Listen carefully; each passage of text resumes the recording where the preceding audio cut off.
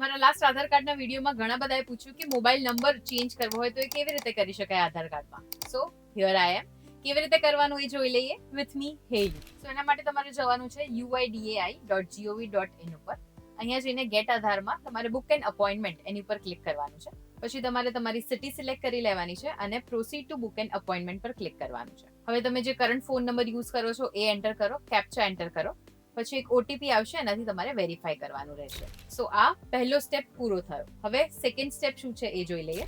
તો અહીંયા તમારે આધાર કાર્ડ નંબર અને અકોર્ડિંગ ટુ આધાર કાર્ડ તમારું જે નામ હોય એ અહીંયા લખવાનું છે, બર્થ ડેટ મેન્શન કરવાની છે અને ડોક્યુમેન્ટ સિલેક્ટ કરી, સ્ટેટ સિટી સિલેક્ટ કરી લો અને આધાર સેવા કેન્દ્ર સિલેક્ટ કરી લો. પછી નેક્સ્ટ કરવાનું છે. અહીંયા તમારે શું અપડેટ કરાવવું છે એના ઉપર ક્લિક કરી દેવાનું છે.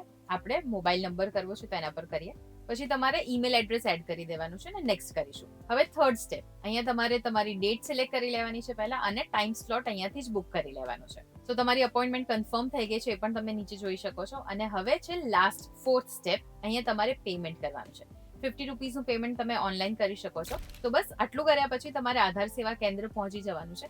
ત્યાં તમે જે સ્લોટ બુક કર્યો છે અને જે પેમેન્ટ કર્યો છે એનો સ્ક્રીનશોટ તમારી જોડે રાખજો, જેથી કરીને તમારો અને એમનો બંનેનો ટાઈમ બચે અને તમારું કામ ઝડપી થઈ જાય. સો 3 થી 4 દિવસમાં જ તમારો મોબાઈલ નંબર અપડેટ થઈને આવી જશે. અને તમે ઘણા બધા અલગ વિડીયોઝ પણ જોયા છે કે તમે ઓનલાઈન ઘરે બેઠા બેઠા જ મોબાઈલ નંબર અપડેટ કરાવી શકો છો. બટ એ સુવિધા અત્યારે ઉપલબ્ધ નથી. એટલે જો તમારે નંબર અપડેટ કરાવવો હોય તો તમારે આધાર સેન્ટર તો જવું જ પડશે.